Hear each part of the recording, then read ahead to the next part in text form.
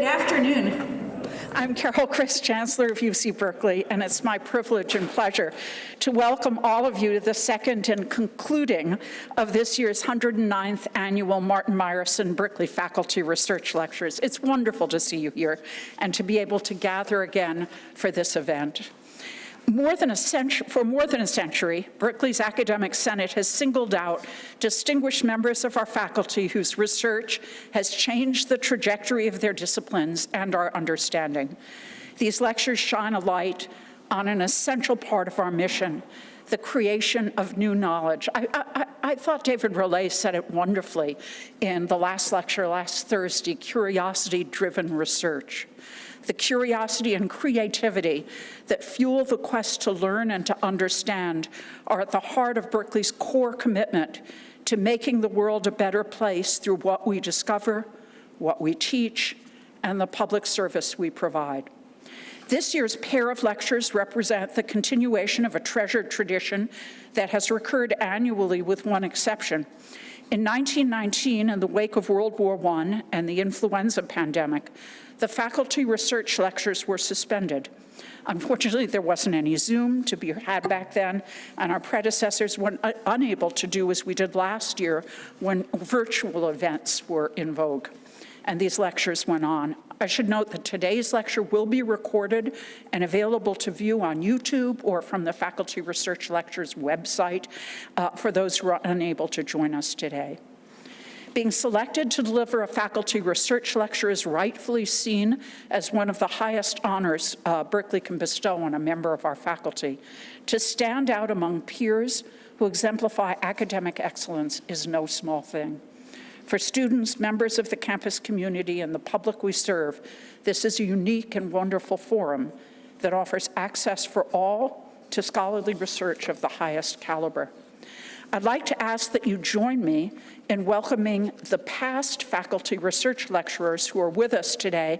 Professors, please stand as I read your name, but let's hold our applause until everyone has been recognized. John Clark, Frederick Cruz, Catherine Gallagher, Timothy Hampton, Martin Jay, Victoria Kahn, Thomas LaCour, Stephen Lindau, David Rollet, Randy Sheckman, Nancy Shepard-Hughes, Brigitte Whaley. Let's applaud them all.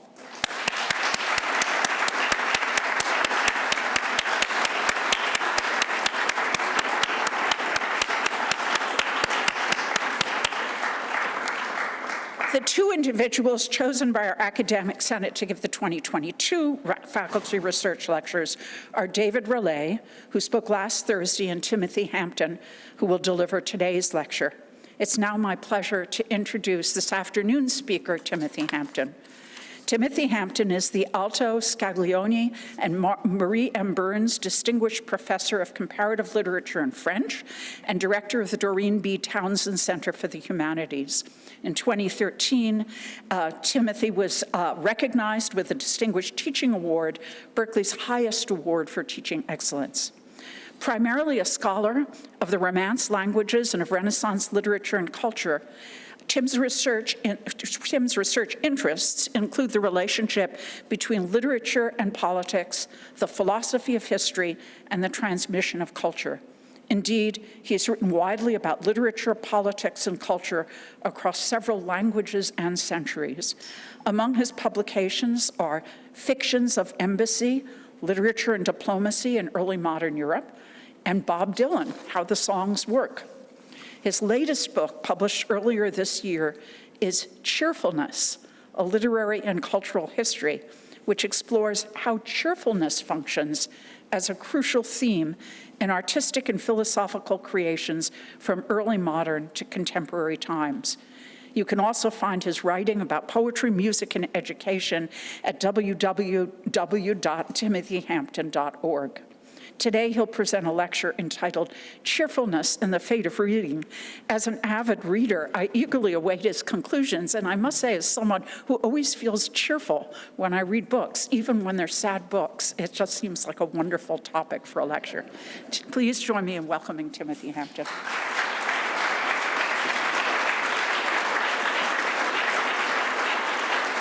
I'd like to thank the Chancellor for that kind introduction.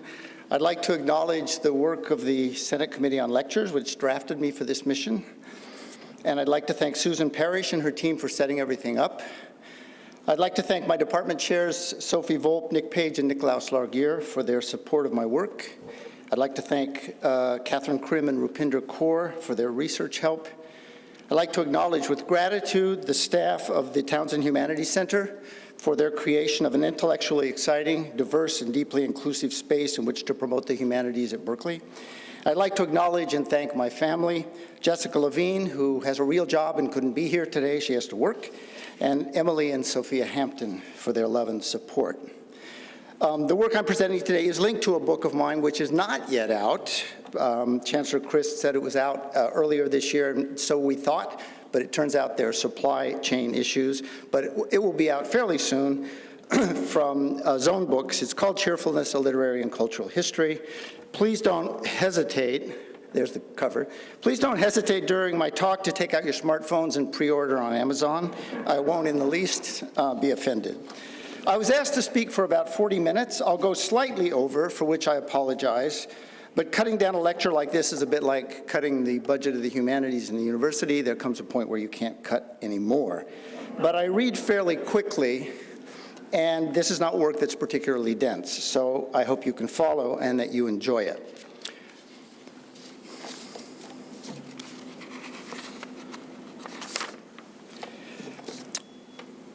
So I begin with a citation from Ernest Hemingway from his 1929 novel, Farewell to Arms, where the hero, Frederick Henry, who's serving on the Italian front in World War I, goes to a bar and has a conversation with an English officer. And it goes as follows: the Germans won the victories. By God, they were soldiers, but they were cooked too. We were all cooked. I had to go, I said. I had to get back to the hospital. Goodbye, he said. Then cheerily, every sort of luck. There was a great contrast between his world pessimism and his personal cheeriness. Cheerfulness is an unusual topic to study. There seem to be no books about it that I can find, at least about its cultural significance. Over the course of my career, I've found that I tend to gravitate to unusual topics like this.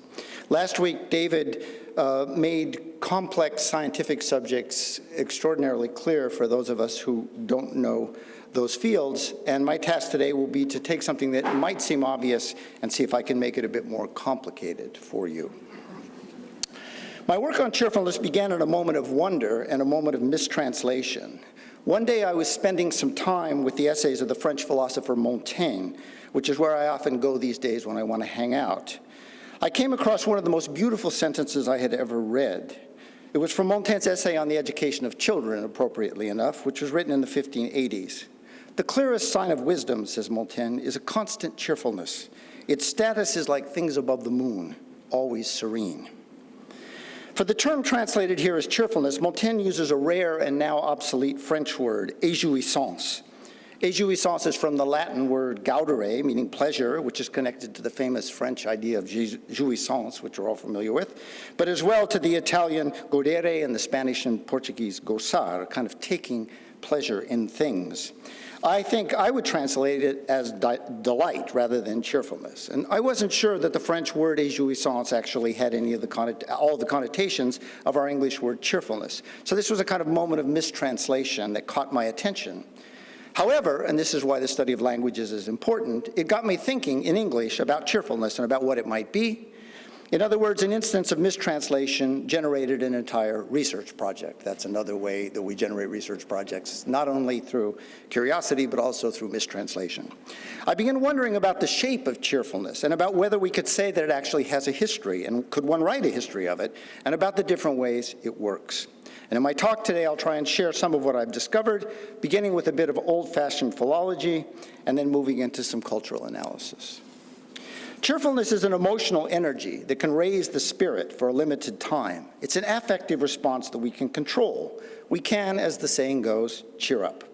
It's a kind of technique or technology for shaping our response to the moment. This sets it apart from the passions, which are traditionally understood to seize the self, and distinguishes it from happiness and melancholy, which cannot be willed or controlled, alas. You can make yourself cheerful. Cheerfulness involves a subtle readjustment of the emotions in regard to the immediate future. It is largely ephemeral. It comes and goes, which is why it's a tricky topic to write about. It is visible mostly in performance. Yet it is also shaped by our interactions with others. Indeed, it emerges often through interaction. According to the philosopher David Hume, it is like a flame or a contagion, bigger than any of us, able to shape the emotional makeup of a group. It moves between people, even as, paradoxically, we seem to be able to harness it for our own well-being. Furthermore, cheerfulness is modest.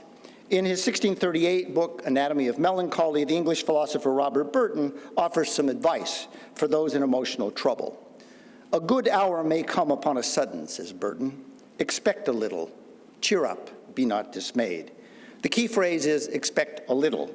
It is possibly because of its modesty that cheerfulness has been overlooked by writers about literature and philosophy. They tend to focus on sexier themes such as anger and melancholy.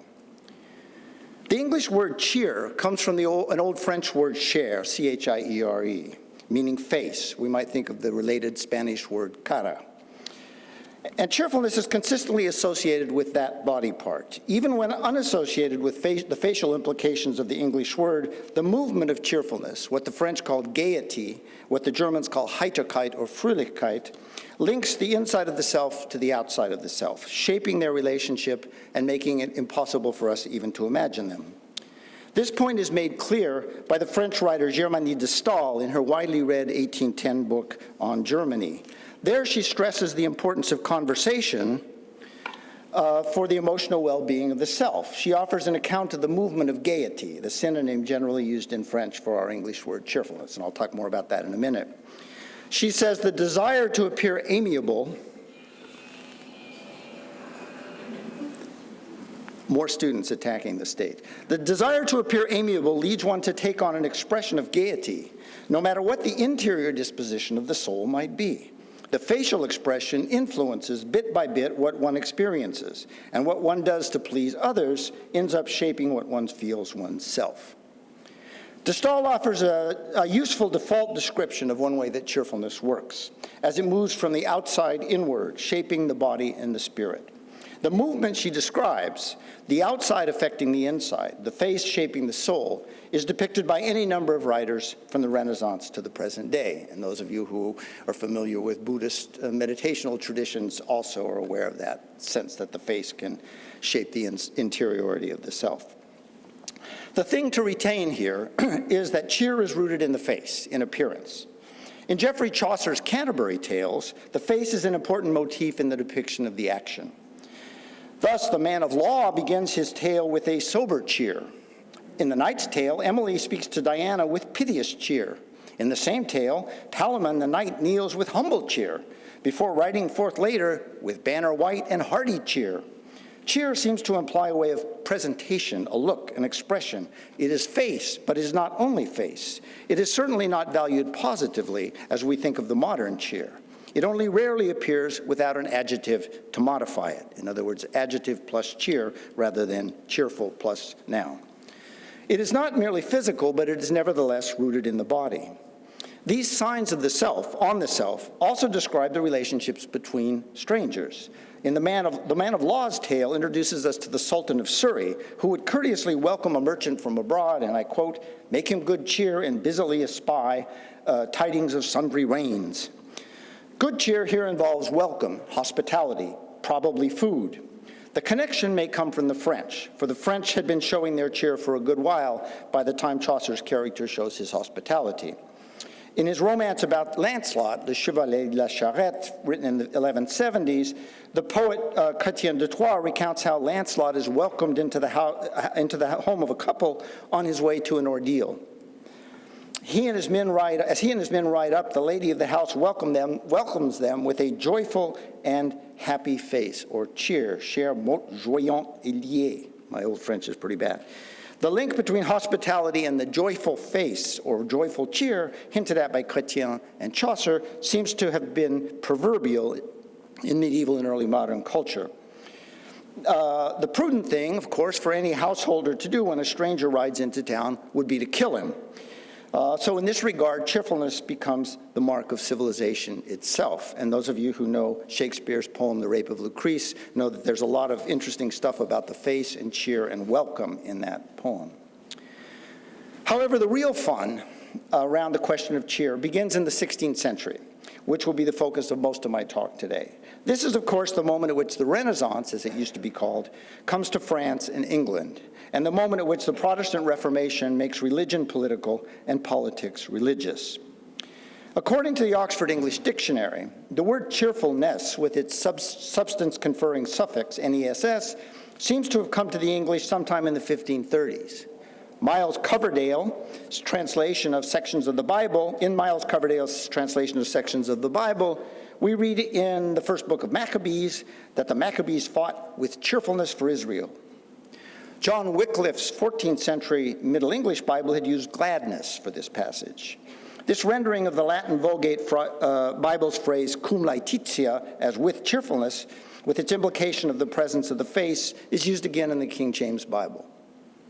Thereby, these energetic fighters for Israel become proverbial, and cheerfulness begins to enter the conceptual vocabulary of English selfhood as a term evoking good-spirited willfulness. These translation choices are important. Students of the Latin Vulgate Bible will note that when it is translated into English, an entire complex of Latin words and phrases are all looped into a single semantic network via forms of the word cheerfulness. So in Acts 23:11, Paul is visited by Jesus, who tells him in Greek, take courage, tharse, and in Latin, stay constant, constans esto. A moment later, in Acts 24:10, Paul gives a testimony in Latin from goodwill, bono animo, or in Greek, eothumos. No less striking is when Jesus speaks to his disciples in the Gospel of John, shortly before the crucifixion. Do you now believe? The hour is coming. Indeed, it has come when you will be scattered, every man to his home, says Christ. He goes on to reassure them, I have overcome the world. Confidite, he says in Latin, using a verb that contains the word for faith. Confidere, from which we get the English word confidence, suggests something like be assured. The Greek says tharseite, which is linked to tharos, or courage. Yet all of these very different phrases in Latin and Greek are rendered into English with the exact same word, cheer or cheerfulness, be of good cheer. In other words, biblical scenes and passages that are unrelated in Latin and Greek now echo and gloss each other in English. This homogenization both corrals the diverse connotations of these other phrases and helps to render uniform and consistent the language of the Christian community in English. In fact, it creates that language, or that community in language. Cheerfulness, which is often thought to be an affect of the self, is, however, deeply social. Here again, the Bible helps. Central to the notions of charity and community put forth by St. Paul in his epistles is the directive that Christians must engage gladly with each other. Paul's letters give us two influential formulations of this type of relationship. First, in Romans chapter 12, Paul proclaims the famous doctrine of the Christian community as a body with many members. And he stresses that participation in that community is shaped by a different gift offered to each of us by grace. Let the one who gives give with simplicity. Let the one who rules rule with diligence. He that showeth mercy with cheerfulness, says chapter 12, verse 8, in both the 1560 Geneva Bible and the King James Version. Paul repeats the same language 2 books later in an even more famous and indeed foundational passage. This is in the second letter to the Corinthians, where he sketches the social dynamics and ministry of the new Christian community.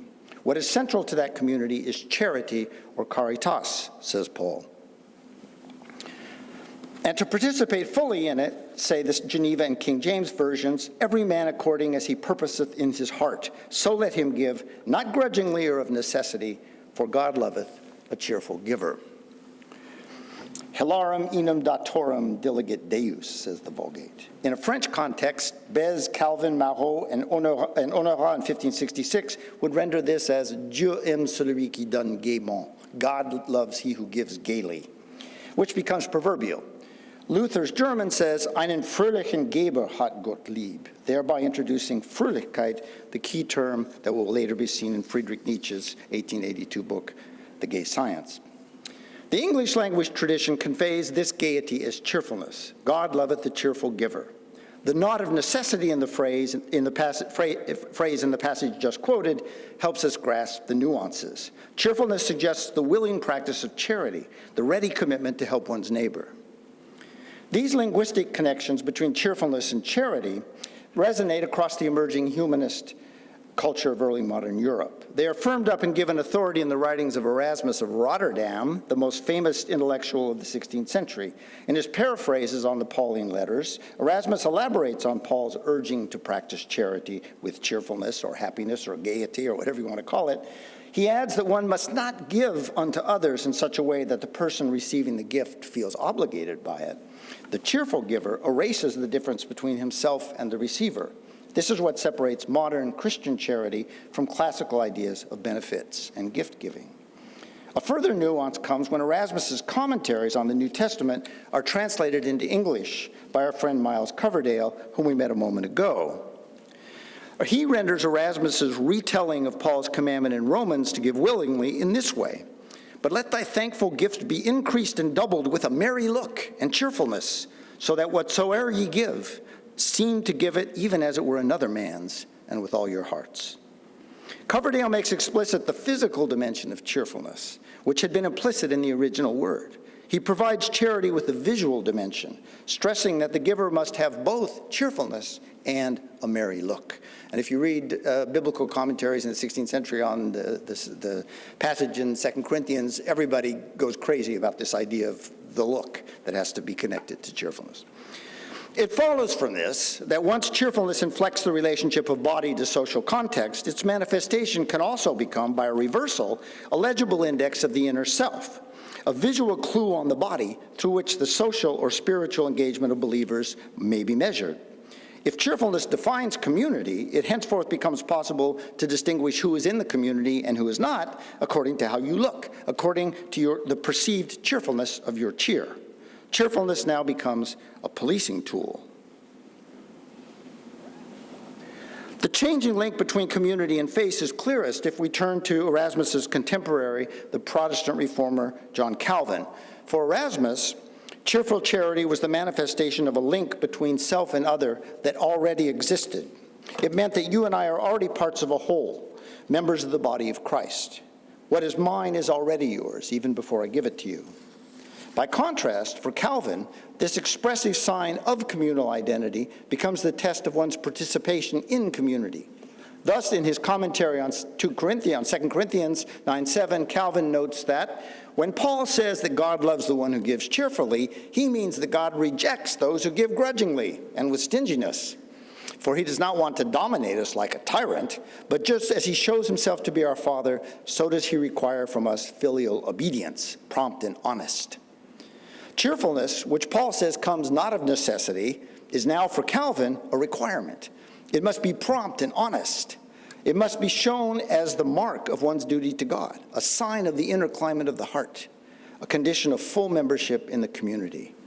If there were any doubt as to who Calvin believes is terrifying believers like a tyrant, as he puts it in the passage I just cited, he makes the reference clear in his comments on Romans, where he points out that the communal relationship among the cheerful is what distinguishes true Christians, that is Protestants, from false Christians, that is Catholics, who are terrified by the Pope into being cheerful. For Calvin, as the believer turns voluntarily to God, their cheerfulness becomes the visual manifestation of obedience and dedication. It turns from being a consequence of the byproduct of belief into the very ground on which proper belief is exercised. There's a kind of flip between, I guess you would say, tenor and vehicle in that Calvinian moment. Cheerfulness, or gaiety, is, however, not only a theological and social question. It has medical implications. In the early modern period, medical thinkers often describe cheerfulness as a counterbalance to melancholy. Cheer is often mentioned in the context of the sanguine humor, the famous 4 humors that govern the body, right? It takes the form of an expression of spirit as a kind of mediator between body and soul. The Dutch physician Levinus Lemnius is both clear and expansive in his account of what cheerfulness can do. In a 1561 discussion of cold and dry personalities, Levinus Lemnius links the health of the body to drink and company through the spread of a cheer that is at once material and social. And I just have to share this with you.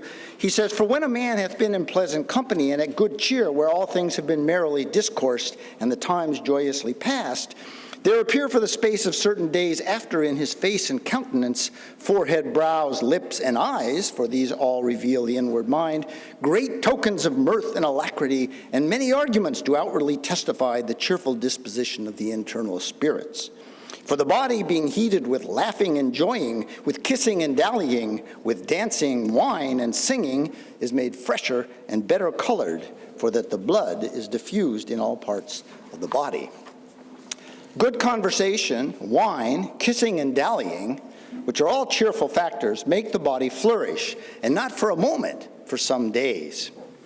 And for an even more amazing link between cheerfulness and medicine, I want to just share quickly a text that was sent to me by a former student and now colleague of mine, Katie Cadu, from a 1696 text by William Salmon, who gives you a powder to create cheerfulness.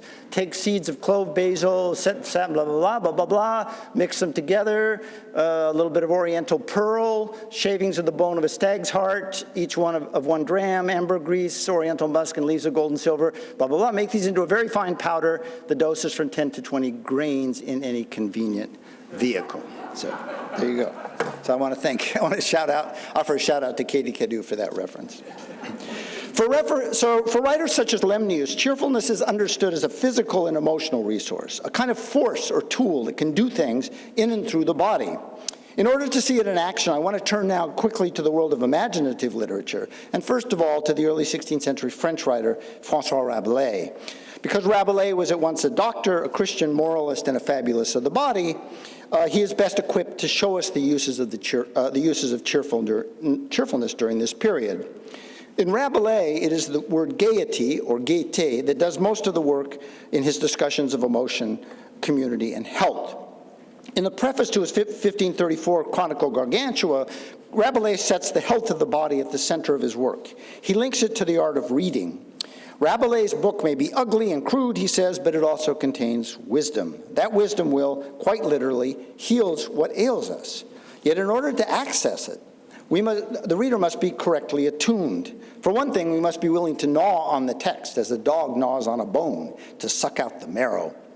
We do this by taking the text in a positive or higher sense.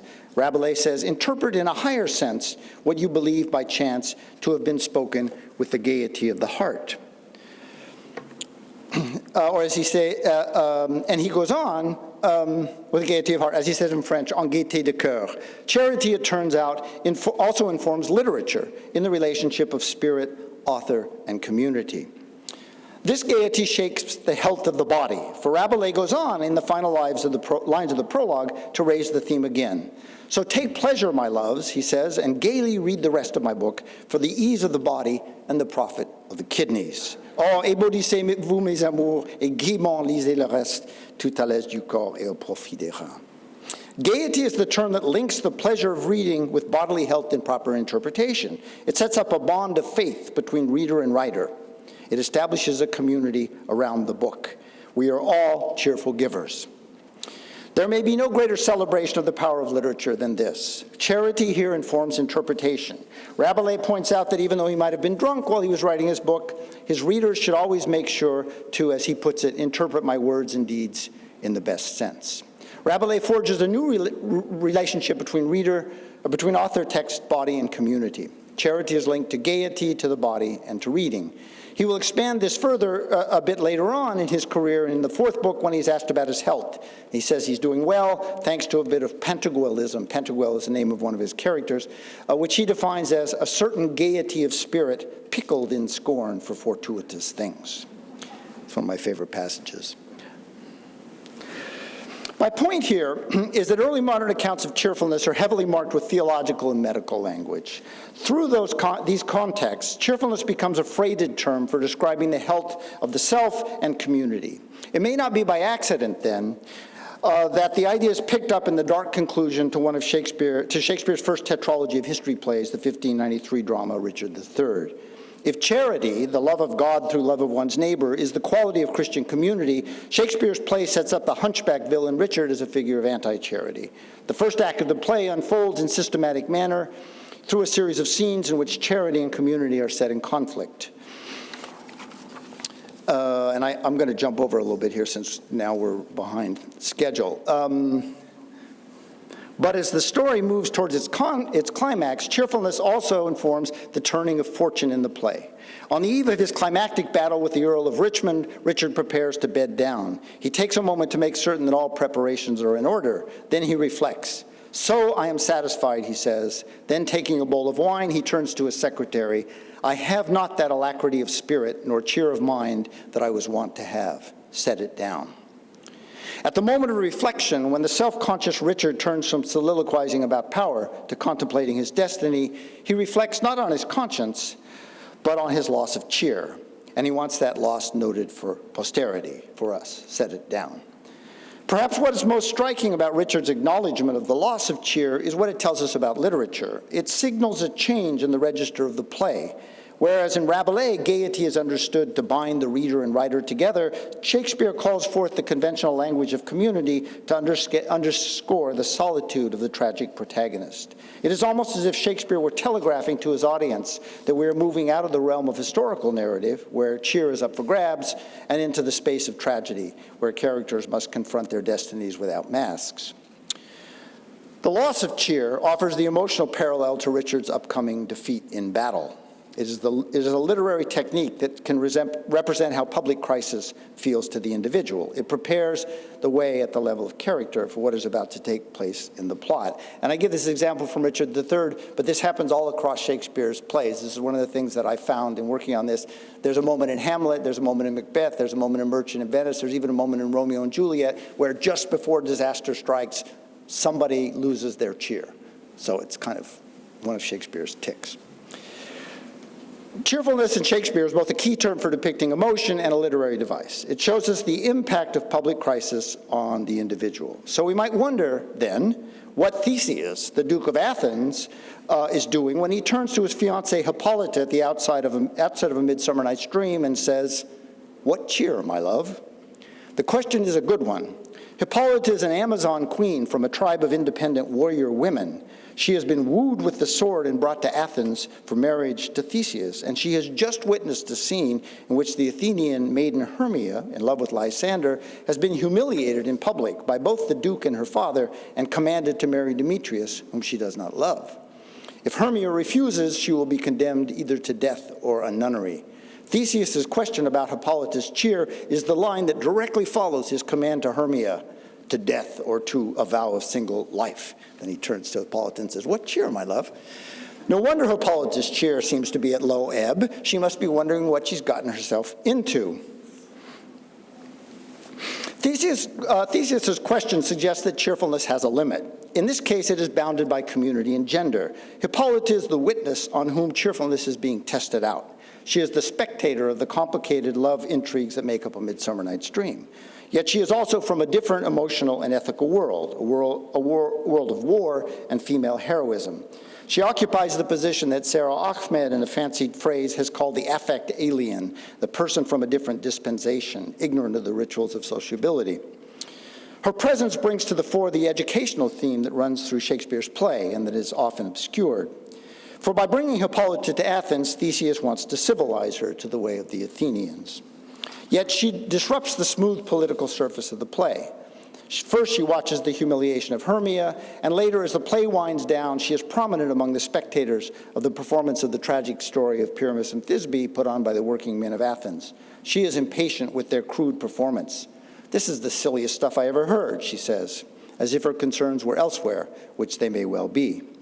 The cheerful one during the performance is Theseus, who is emotionally generous toward the clumsy working men. He takes on the role of the gay or cheerful reader whom we saw earlier in Rabelais, the reader who takes all things in the best sense. And when she says that they're terrible actors, he says, "The worse are no worse if imagination amend them." And she says, "It must be your imagination then, and not theirs."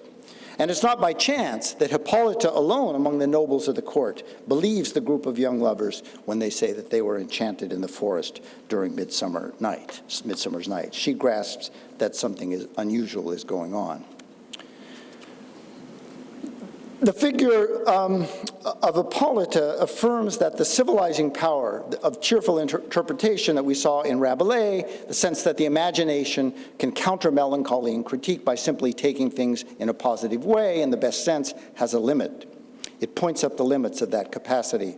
For Hippolyta wants none of it. She has seen the domination of Theseus's goodwill over the Athenian women.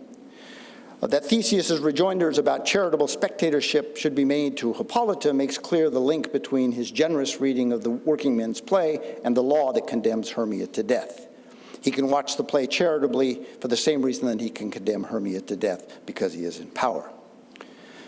Thus, even as Shakespeare in his tragedies uncovers the rhetorical resources of cheerfulness as a form of power, so here does he question the limits of the tradition of cheerful or gay reading. A cheerful hermeneutic only works, it would seem, when the community of readers already shares a certain set of ethical terms. The problem of how to interpret is brought together with the political dimension of cheer in the romance adventure of Shakespeare's last single-authored play, The Tempest, and I promise I'll stop talking about Shakespeare after this. For there we learn of a community that has been destroyed by political intrigue. This fracturing is reflected in the violence of the sea storm. There's a need for both political and spiritual repair. We should not be surprised, then, to find that the play opens with a series of urgings of the type we've now seen several times.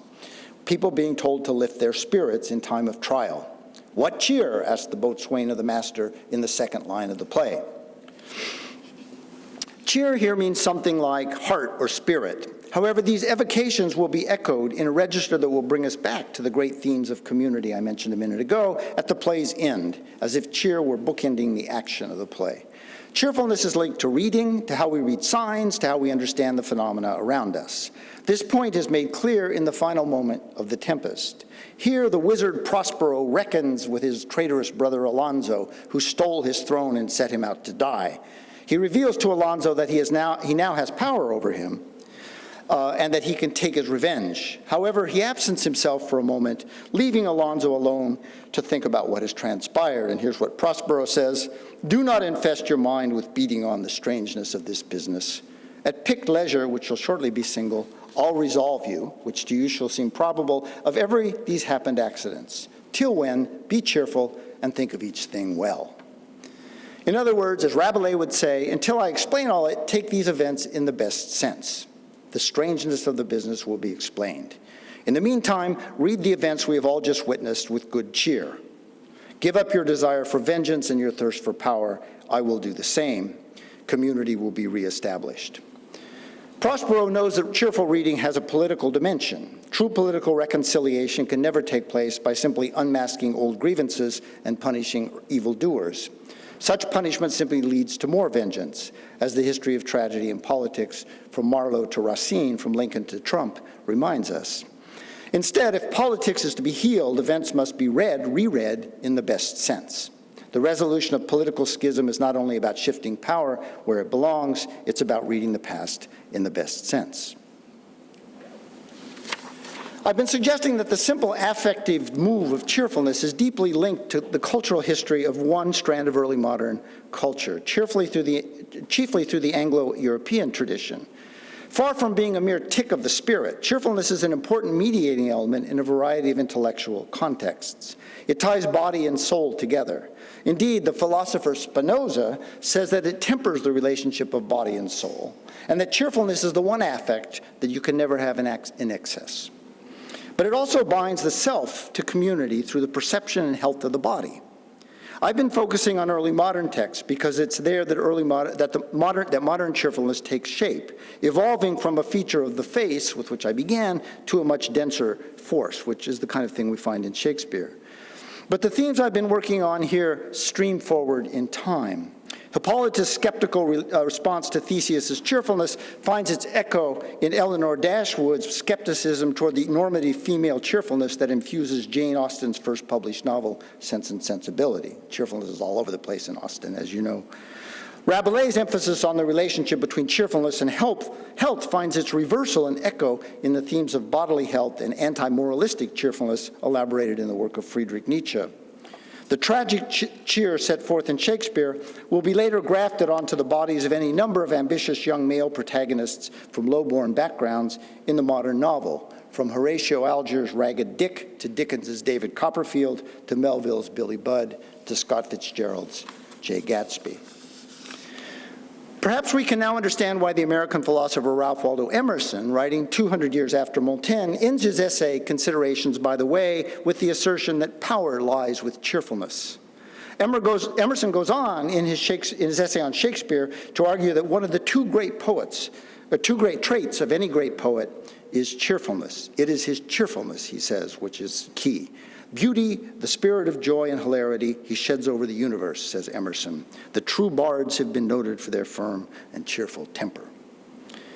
Emerson's insights would have been of interest to an entire African-American tradition of self-representation through art coming out of writing about slavery.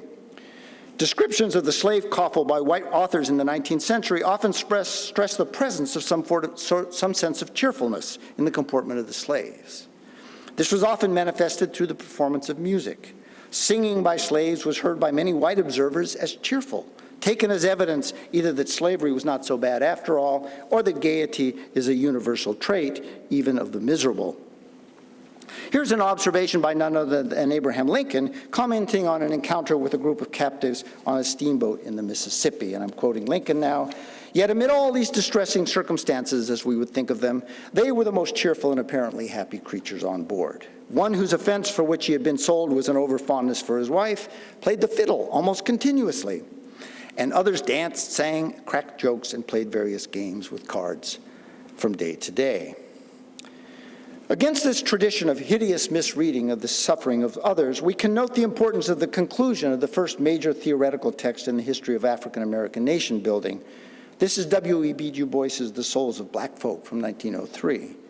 Du Bois ends his book with a chapter titled Sorrow Songs, in which he celebrates the importance and power of traditional African-American song.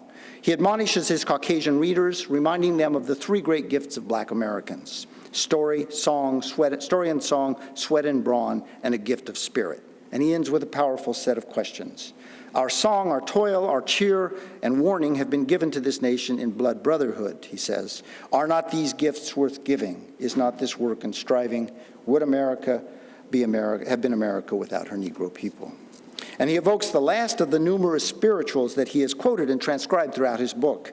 Let us cheer the weary traveler, cheer the weary traveler. Let us cheer the weary traveler along the heavenly way. Du Bois's version of cheerfulness responds to the misreadings of slave sorrow as cheerful. Here we do not get images of white observers passing judgment on black performance. Rather, we get the new performance of cheer by an emerging community. We can see this response develop most powerfully in the work of Louis Armstrong, the founding father of modern American popular music and the most influential jazz musician in the world during the middle years of the 20th century. Central to Armstrong's presentation on stage was his continual projection of himself as playing some type of role, as if he were not only Louis Armstrong, but a character performing and mocking his own performance. We can see the power of Armstrong's innovations by turning very quickly, and I'm heading toward a conclusion, to several of his most cheerful songs. His 1931 recording of the 1910 tune Shine from a short film, Rhapsody in Black and Blue, offers an exemplary instance of his approach. Shine features a lyric by Cecil Mack about someone whose teeth are pearly and hair is curly. It is a condescending characterization of an African American, playing to the cliche of the smiling, submissive black man. Armstrong takes it apart. "Oh, chocolate drop, that's me," he murmurs at the outset. Then he rambles through the first verse until the punchline, "That's why they call me Shine," which would complete the thought and impose the racial cliche. However, just before he is to pronounce the final word, the moment of naming that would impose closure on the demeaning lyric, Armstrong bursts into scat singing and never enunciates the name. He then takes the verse again, now almost incomprehensible, with whoops and scat syllables, only then hitting the concluding line as it is written. In other words, he quite literally inserts himself and his extraordinary original singing style into the syntax of the lyric, breaking it up into sound, splitting the last pronoun me with its antecedent shine apart, and with an entire a course of improvised lyric. Then, for good measure, he takes an extended solo, which recasts the melody as a series of leaping intervals and glissandi until he hits the final high C, which he did as many as 250 times in performance. Let's listen a little bit to this, if we can. I still have just a second. Let me say one more thing about Armstrong. Armstrong's ironic performance of cheerfulness reaches an apogee of sorts in his 1956 recording of the Kurt Weill Bertolt Brecht song, Mac the Knife, from the Threepenny Opera, recently rendered into English by Mark Blickstein. Armstrong begins by playing the melody straight with a muted trumpet over slurred woodwind lines, as if introducing us into the story with a modicum of seriousness. From there, he launches into the vocal, yet rather than taking on the melody as written, through an upward moving melodic figure based on a sixth chord, da, da, da, da, right? He jettisons the melodic buildup and just begins on the top note, da, da, da, da, as if we were already in the middle of the story. In effect, he sings the verse mostly on that single note rather than working his way up with each new phrase. This means that, in effect, he sings not a melody but a rhythm, the matter of jazz itself. He offers the kind of counter-song, independent of melody, the kind of thing that Brecht himself had pointed to as important in garnering critical reflection on the material of art. The key moment comes following the verse. When the vocal stops, Armstrong turns to himself, as it were, and murmurs, "Take it, Satch." He then plays an ornamented jazz solo, muteless, backed by his all-stars who play a Dixieland-influenced last verse. Armstrong offers a virtuoso version of the jazz that Kurt Weill's original score had only gestured towards. In the process, we see his disruptive self-depiction. His cheery vocal parodies, in its way, countless depictions of African Americans in literature and movies as cheerful black servants or helpers. He follows it with a demonstration of technical virtuosity that blows the cliches aside. At the moment of transition, he urges himself on, "Take it, Satch," reminding us that his performing persona is at the very least double. He has just taken it in the vocal, now he takes it again. He performs his own cheer and comments on it all at once. Now, a quick conclusion, if I may. Since the Renaissance, moral philosophers and religious advisors and psychologists have worried about negative emotions. They've tried to cure us of depression, to heal trauma, to mitigate nostalgia, to dispel melancholy. But no one, so far as I can tell, wants to cure us of cheerfulness. Even the careful philosopher Spinoza suggests that you can't have too much of it. Perhaps this is because, as I suggested earlier, cheerfulness is a modest thing. It never overwhelms us. Rather, it radiates between people and shapes their interactions and selves. It presents a form of power or energy that we can harness in the work of managing our emotional lives. I concluded my first draft of these arguments 2 years ago in March of 2020, on a day when the President of the United States went on national television to promote a set of fake medications which he claimed could cure the sick and dying. When challenged by the press about his comments, the President took no responsibility but declared, "I am a cheerleader for America." Such is the status of cheerfulness at the beginning of the 21st century. Yet one of the consequences of life in the pandemic age is that it demands cheerfulness. In a mediated digital world, the ephemeral character of cheerfulness now becomes an advantage. The pandemic, which cruelly mimics David Hume's characterization of cheerfulness as a contagion, imposes a reinvention of cheer. The mere practice of self-discipline, of social distancing, and proper hygiene now becomes a reaffirmation of community. We can only remain cheerful because we do not contaminate, because we remain separate. Cheerfulness can circulate because the disease does not. Because we can both control cheerfulness and cultivate it through our conversations, it's part of what still makes us human. So from a distance, and despite digital mediation, cheerfulness may reemerge in expressions of care and concern. It offers of help from afar. These are only small gestures, but they are gestures nonetheless, like the biblical practice of the cheerful giver. They imply care and empathy. They counterbalance public claims that lies don't matter if one is a cheerleader. Moreover, the cautious relationship to time imposed on humans by the pandemic generates an affective cheer that may be one of the few emotional resources we can still mobilize. Debased and overlooked, cheerfulness provides an instance of solace, a flash of support. Its vital usefulness emerges at moments of crisis. Montaigne tells the story of a Brazilian cannibal who is about to be dismembered and eaten by his enemies, yet who confronts his tormentors not with aggression or stoic tranquility, but with a gay countenance, une contenance gaie. Beyond the commercialization of our cheery culture and the modish melancholy of critique and the fake gaiety of our politics, cheerfulness is a tool that frees us from our bonds by asserting affective agency in the very face of oblivion.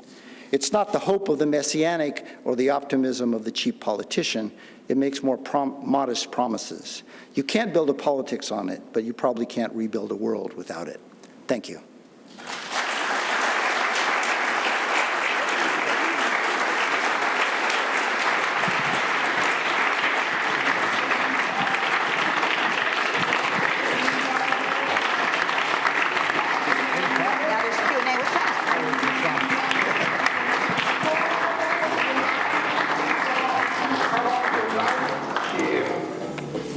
It's the important moment. Back in town, take it, Satch.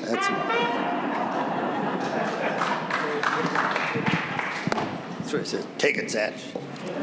So, thanks very much. Do you want to take questions? Am I supposed to do? Yeah, well, I don't know what we do from here. Any questions? This is if anyone has any questions, I'll bring the mic to you. Students attack the stage and take me hostage, I think. No questions? I think you may have said it all. What can I say? All right, well, thank you so much, and thanks to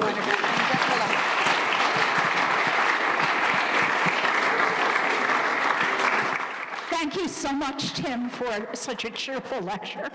And it really was moving and profound, and thank you.